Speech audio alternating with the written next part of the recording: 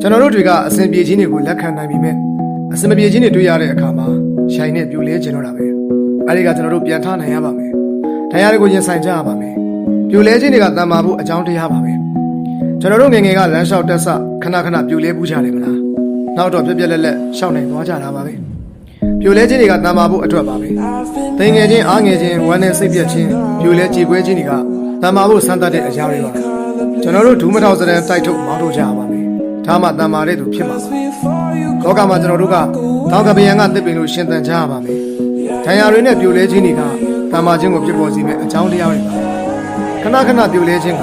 ထက်ခါတန်မာလာဖို့အကြောင်းတရားလို့အမြဲမှတ်ပါ။ကျွန်တော်တို့တန်မာတဲ့သူဖြစ်အောင်ရုန်းကန်ရှင်သန်နေထိုင်ကြရအောင်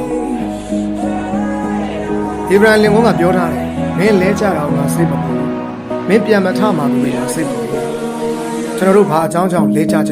ပြန်ထပြီးတော့မှတန်မာကြရအောင်